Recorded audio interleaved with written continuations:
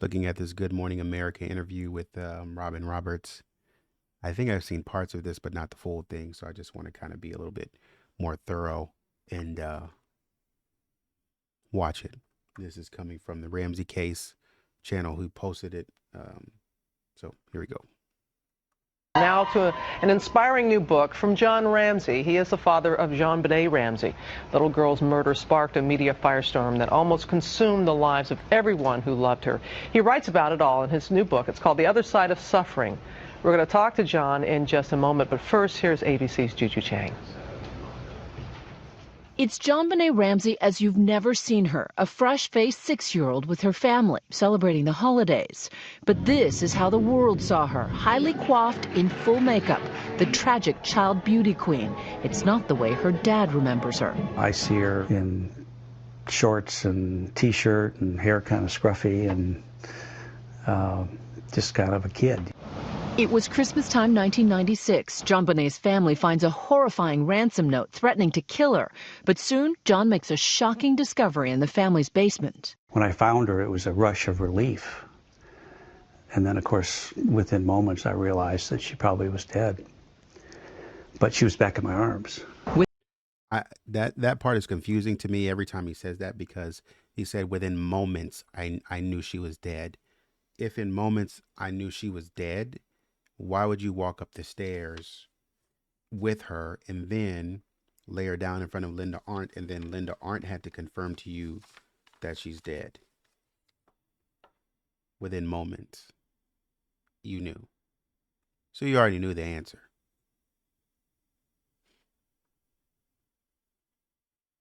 Within hours, the Boulder police begin treating the Ramseys, especially John, as suspects. Investigative leaks fuel a media frenzy. I had 24-hour-a-day cameras outside of our house for, gosh, a year probably. The tantalizing clues, a footprint, a broken window, some DNA evidence, spark wall-to-wall tabloid coverage. It would take 12 years before the Boulder DA's office completely clears the Ramseys and issues an apology. But not before John's reputation is ruined, a thriving business no longer his, and his wife Patsy dies of ovarian cancer. Do you ever think that the killer of JonBenét is still out there? Oh, You know, the thriving business was already sold. That had nothing to do with this case. Patsy's cancer had nothing to do with this case. That is not the police's fault. That is the stress of the case and the case alone. We're just trying to find out who killed your daughter. That's it. I believe he is. He's either alive, dead, or in prison. John, with his new wife Jan, lives quietly in Michigan. Yeah, this room will be the master bedroom. Rebuilding is a constant theme. No one would blame you for being angry and bitter. And I was for a time, but you can't stay there. It's damaging to you as a person. For Good Morning America, Juju Chang, ABC News, New York. And joining us now is John Ramsey, author of the new book, The Other Side of Suffering. The father of JonBenét Ramsey tells the story of his journey from grief to grace. It is so good to see you. Thank you. Nice to be here. I told you in the break that I read your book over the weekend, and it was so touching and really moving. And I didn't realize that 4 years before JonBenét, that you lost a daughter, your oldest daughter, in a car accident, and you were dealing with that grief. Yes. Yes. Yeah, that was tough. It was, that really was a changing point in my life when Beth died. And challenged my faith. And it seems like all that you've had go on in your life, all that you have accomplished, all that you have lost, it comes back to that Christmas in 1996, and that is in chilling detail in what you describe. But John, the message in this book that I took away is that something my mom has said: we all have something. We all have something that we've gone through, and your friend in the book said to you at one point, do you feel that your best days are ahead of you? Which you, at first you're like, are you well, joking? And I wasn't being bitter or sarcastic. No. It was like, what a silly question. How could that be? And he said, well, you need to get to a point where you believe they are. And I thought, you're right. That's the definition of hope. How do you get there? It's not easy. And because you're up until that point, until this happened in my life, my hope was based on probably shallower things: a bigger house, a nicer job, a nicer car. You know, those material things. Well, when that's taken away, and certainly when your child is taken away. Small point. to add. As we've analyzed and as we know, the Ramseys up to that point were very shallow. Like we've said before on this channel, we've looked at extensively in his business and his company. We've analyzed behaviors, and we did note that there was some shallowness to the Ramseys on both John and Patsy's side. John marrying Patsy and having a Porsche when he married her, and trying to get this business off the ground. And Patsy ended up helping John through her father. She said, "Dad, can you, finance his business, or can you, put some money into his business and get it off the ground?" And then John got rolling, and, the rest is kind of history from there. He combined some companies and stuff like that. The rest is history from there. They even mentioned that at some point in time, I think this came from the Vanity Fair article, Missing Innocence, that Patsy had made some crazy renovations to the house, I think about to the tune of $700K, something like that. And we talked a little bit about some of the building permits that we have on record to showcase some changes in the home, stuff like that. So there was a level of superficiality in the Ramseys that we are confirming right now. You're never going to get that back in your life. So how do you then have hope? And it's not easy, but you have to get there. You have to get there. I mean, you have a new family, and it's something that is you just have to do. You just keep putting one foot in front of the other at times when you can't. Part of the reason people were so familiar with, I love how you called it Johnny B. JonBenét, that was her nickname, Johnny B. I learned in reading the book, was because of the beauty pageants. And there's so many of those on reality shows right now. Noticed that, What are your thoughts and feelings? Well, JonBenét and Patsy did that for fun. Patsy had just come out of cancer treatment. I think deep down she didn't know how long she had to live and how much time she had to spend with her child. So she tried to pack a lot into a day. And the perspective they took on it was just fun. In fact, we used to joke that JonBenét needs to lose a few of these contests to understand that you do lose in life. You don't always win. But so their perspective is right. But I saw an element of competitiveness that I thought was unhealthy. And there's a medal because you like the talent.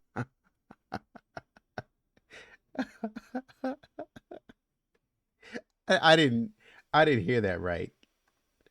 But so their perspective is right. But I saw an element of JonBenét needs to lose a few of these contests to understand that you do lose in life. You don't always win. But so their perspective is right. But I saw an element of competitiveness that I thought it's not easy, but you have to get there. You have a new family. Whose perspective? And it's something that is you just have to do. You just keep putting one foot in front of the other at times when you can't. Part of the reason people were so familiar with, I love how you called it Johnny B. JonBenét, that was her nickname, Johnny B. I learned in reading the book, was because of the beauty pageants. And there's so many of those on reality shows right now. Noticed that, What are your thoughts and feelings? Well, JonBenét and Patsy did that for fun. Patsy had just come out of cancer treatment. I think deep down she didn't know how long she had to live and how much time she had to spend with her child. So she tried to pack a lot into a day. And the perspective they took on it was just fun. In fact, we used to joke that So he's talking about Patsy put JonBenét in the pageants, and they thought it was fun. Probably talking about Pam, talking about Nidra. They thought it was fun. We know that. That was in the Vanity Fair article, Missing Innocence, that we read and that we continue to analyze. We've done 4 or 5 parts so far, and we continue to refer back to it because I think it's a great source of information to lean on. So JonBenét needs to lose a few of these contests to understand that you do lose in life. You don't always win. But so stop you right there, Johnny. All right. I'm not done. You need to lose a few in life to understand you don't always win. So JonBenét was on a streak of winning. JonBenét was on a streak of winning. And sometimes when you're on a streak of winning and you run into some haters, the haters might not like that you're taking W's. That might be a problem for somebody. Because what people might say, your haters might say, is, oh, who do they think they are? They think they're all that. And somebody sort of rebuffs them and says, well, hey, why are you hating on them? You know, they're just in their moment. They're in their season. And the person might respond with, yeah, but I don't understand. I just don't like, they give me a bad vibe. I just don't like how they do it or whatever. So it could be the case that there was some competitiveness that comes into play here, that is coming through JonBenét, that JonBenét is getting used to winning and she's showing it. And sometimes, and I was in lecture today, and we were just talking about some changes in the labor market and stuff like that. And then I made a comparison about how sometimes when you turn 18, right, and your parents are saying you're getting too big for your britches, or when you become a teenager and your parents are saying, oh, you're getting too big for your britches, you can't nobody tell you anything anymore. And when you're going into your teenage years, or you become, an adult legally, you don't realize that sometimes you do change. Sometimes, or a lot of times you do change. A lot of people change, but they don't recognize it. They think that they're just, they're still being them. They think they're still themselves. And sometimes in that moment, though, you come off as, you throw people off. You push people away. You upset a lot of people, just because you don't know how you're acting. And when you get a little bit older, you can look back and say, what was I thinking? 18, young and silly, kind of deal. I mentioned that to say this. Could have been the case that JonBenét, even as a 5, 6 year old or something like that, she's winning, and she recognizes that she loves the feeling of winning, and it's sort of very elating, and she wants to do it more and more and more. You become hungry for it. You get hungry for it, and you want it again and again and again. And sometimes, your attitude can come off, or your energy can come off as very off-putting to some people. We think about the proverb, Cain and Abel, and we think about the fact. And I was wondering. I was like, I was looking in the biblical text, and I was like, why, what did Abel do wrong? Like, where's the context to show what Abel did wrong? And once you read the kind of offering, that Cain is said to have given to God, it in God's response, he said, if you would have given me something that I wanted, would I not have accepted it? And it's the indication that maybe Abel had become good at offering the right thing, and Cain wasn't good at that. And so could have been that, maybe there were some benefits and opportunities that came along with giving the right thing, the right offering, the right sacrifice to God. And you know Cain couldn't get it right, so he got upset, and maybe he thought that, in some way, shape, or form, Abel came a little big for his britches. It's like, oh, you think you're better than me because you given the right thing, you given the right sacrifice, you think you're better than me? I'll put that to a stop. And I don't know, it could be that JonBenét, you know, and it could have been unintentional, but maybe JonBenét unintentionally was getting a little bit too big for her britches. And I can't do anything to you because I don't want to seem like a hater. I can't act out because I don't want to seem like a hater. If I'm on the outside looking in and I feel offended by what JonBenét is doing, I can't act out because I'd be too much of a hater, in plain sight. I don't want to do that. I want to be undercover. But if, if you do something that ticks me off or you know what I mean, then I get to do something that puts you in your place and lets you know. And so there's the punishment for what you do, even though what you did was insignificant, it was irrelevant.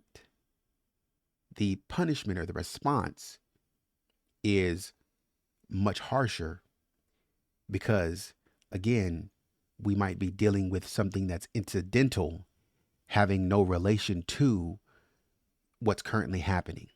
And so I'm mad about all of the things that you did over here to frustrate me. And all of that is coming in to bear here. And so we think about that moving forward as we think about the possibility that JonBenét may have been competitive, she may have been winning, and that may have rubbed someone the wrong way, essentially. Their perspective is right, but I saw an element of competitiveness that I thought was unhealthy. And there's a medal because you. Now, according to that part, I just want you to hear that part. I saw an element of of competitiveness that was unhealthy. Patsy, that is a direct contradiction to Patsy. I actually just saw it. Patsy, an interview where Patsy was in a blue dress, and she said this was a few Sundays. This was nothing. It wasn't really that big of a deal that we were, doing this pageant thing with JonBenét. And so she essentially downplayed it. And when we look at the Vanity Fair article, Missing Innocence by Louise Ann Bardock, written in 1997, she kind of quotes, in a sense, she kind of quotes that Patsy said that, but then in return, she quotes another pageant mom that says, when Patsy said that, Patsy must be in denial because, the pageant lifestyle is it's a lifestyle. You don't just halfway step, you don't half fake it. And we later found out that, that's true. They weren't faking it. They weren't half stepping it. They were doing the nails, they were doing the wardrobe, they were doing the whole thing. According to Pam Paul, doing the whole thing, dyeing the hair, doing the routines. But they covered it by saying JonBenét loved it. JonBenét wanted to do that. And while they downplayed Jane Scobie, which was a former employee of John Ramsey in Access Graphics, I believe, they downplayed what she had to say. She was saying that Nidra Paul and I think Paul and Polly Davis, Pauline, they were saying some very crazy stuff, is what Jane was saying. And she was saying that Nidra could be extremely competitive. And she was making the point that she came in with an engagement ring. And she was making the point in the article, in the Vanity Fair article, Missing Innocence. She was making the point that she came in with her engagement ring. And then I guess Nidra saw it and she came back the next day and with a bigger ring. And she was essentially like, that's a nice little starter ring that you got. You're going to have to get your weight up. You need a bigger ring, essentially. And but Jane Scobie was written off as jealous, bitter, a jealous, bitter former employee because she was saying that Nidra was extremely competitive. Nidra obviously is Patsy's mom. She's Polly's mom. She's Pam's mom. So if she's competitive, she's going to drive that into her children. And guess what? Here we have John Ramsey coming back and saying the exact same thing. It was unhealthy. Nobody prompted John to say that, but little bitty tidbits that come out when somebody says, oh, this was nothing, because y'all sat up there in the early days of the interviews and in the investigation, and you said, oh, it was nothing. It wasn't that big of a deal. America, you're overreacting. And that's why they went on their whole media blitz.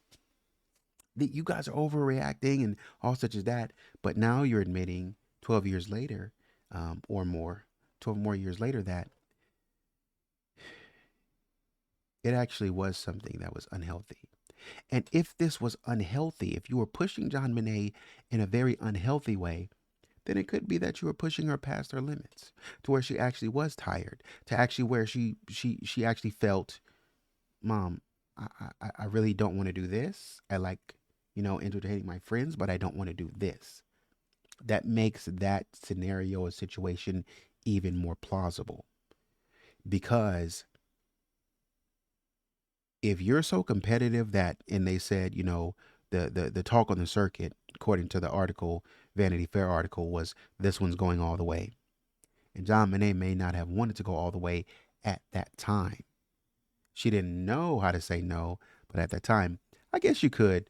I guess it could give credence to the frustration of Patsy, being frustrated with JonBenét to that level, and then wanting to do something drastic and something like that. But I don't know. We'll have to see.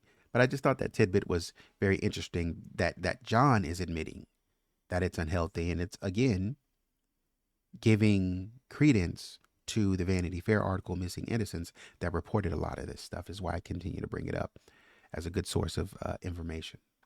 You like the talent competition, and there was a medal that you got back after her death, and you carry it with you. Yes, yeah. Do you have it? Yes, I do. This was a hugely significant thing to me, in that. And you carried it in your wallet to this day. Well, I used to wear it, and the little ring. Wow. I wore through, but JonBenét had won that as a talent participant, and I used to always tell. Go ahead and go ahead and give this medal to go ahead and carry that medal around in a cloth. Go ahead and take it out of your hands and put it into the hands of Robin Roberts. Why does that get me up in arms? Go ahead and do that, because that was in the crime scene after it had been shut off. When Pam, as you're telling me, your sister-in-law went into the house to retrieve your clothes. Does that look like clothes to you? I find it very hard, number one, that Pam knew to go get that with no instruction, basically on divine intervention. And maybe she did do it. I can't discount that. But I find it very odd that she went and got that one, and that alone. She didn't get any other medals or anything else. She just got that one and that one by itself. And said, I think you need to have this. Okay, I'll give it to you. Divine intervention. Sure. Not going to argue against that point. Sure. But what you're telling me is, what you're confirming to me is, as I continue to make my point, you walked in a part of the crime scene that you weren't supposed to be in. And you're admitting it to me. Now tell me again how incompetent the police are. Go ahead, tell me again how incompetent they are when they told you not to do what you're doing. When they didn't send you in there to go get that, and now you're showing it to us, so we know we have solid evidence that something that was in the house behind a door that had yellow caution tape. Your sister went in that room, your sister-in-law went in that room, picked it up, bought it out, and handed it to you, and your DNA is on it. And now, which there could have been, like as I said before, the intruder theory, there could have been the intruders. If the intruder was that enamored, the intruder would have been walking around feeling and appreciating all of JonBenét's records and awards and stuff like that. And you didn't taking it out and put it in the hand of Robin Roberts. Okay. Further contamination. And this is, I want to make an example, and I'll be quiet. This is exactly where we can start a very speculative start to saying, if you did this with this piece of evidence, does it open up the opportunity or the possibility that you did this with a lot of other evidence as well? Obtain something that you weren't supposed to obtain in a way that you weren't supposed to obtain it, and passed it from hand to hand and contaminated it to where it can't be used. Because when we think about the DNA, guess what? If somebody comes back and says, hey, that's a piece of evidence, and they take it in, they put in evidence, and they try to test it for evidence, guess what they're going to find? They're going to find the DNA of Robin Roberts on it. And guess who else's DNA they're going to find on it? John Ramsey's. So when you try to take that profile together, if you you see what I'm saying, then you might get a little confusing results, right? You know, you might see a female and you might see a male's fingerprint that have nothing to do with this case, and they're gonna be like, Robin Roberts, why is her DNA on this? Because of this. Now, how many other pieces of evidence did this happen to? When you're asking for physical evidence from the cops, please give me physical evidence. Well, we got to keep that in the locker so we can. No, give it to me. Tell her it's your talent that counts. Don't worry about whether you're the prettiest or. Amen to that. And she came up to me. I was late for the show, and she had won this medal, and she gave it to me. She said, "Dad, I won this for you." And that was about 5 days before she died. And so after she died, I thought to myself, I want that medal. And I didn't tell anybody. And her sister, my sister-in-law Pam, went. 25th, 24th, 23, 22, 21, 20. So if John believes that she died on the 25th, count the 25th as a day, 25, 24, 23, 22, 21. Yes, because I think she had a pageant on the 20. I think she had a pageant. Hold on. So I'm seeing that her last pageant was somewhere around like I think the 17th, something like that. 17th, no, like I think they're saying the 17th, but then some people are saying the 22nd. I'm looking in the Reddit forums and it's saying the 22nd. So 17 plus 5 is going to be 22, but 22 plus 5 is going to be 27. I just really want to get the time frame down, because like some people have reported that JonBenét was dead prior to the party or after the party. What was it called on the 23rd for? You know what I mean? All of that stuff.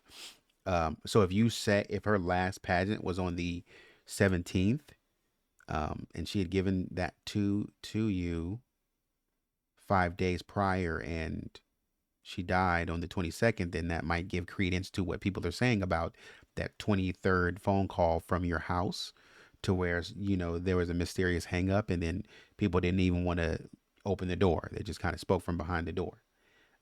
Gives credence to that. Or, 2020, because I feel like the 21st was the Christmas party, so I'm just kind of lost. Is the 22nd would have been 5 days, would have been 27. So she would have died on the 27th, and we know that's not true. So whatever, just thinking out loud, really. Went to our house to get some clothes for us. Came back and said, "John, I just felt compelled to bring you something." And she had that medal in her hand. That must have meant everything. Oh, it was huge. Your book is really powerful. It's going to help a lot of people. Well, I hope so. That was the intent. All right. All the best. So that's the end of the video. Like, share, subscribe, comment. Let me know what you think. And just interested to hear your thoughts on this. Not too much more I can say or belabor the point. But till next video, take care of yourself and take it easy.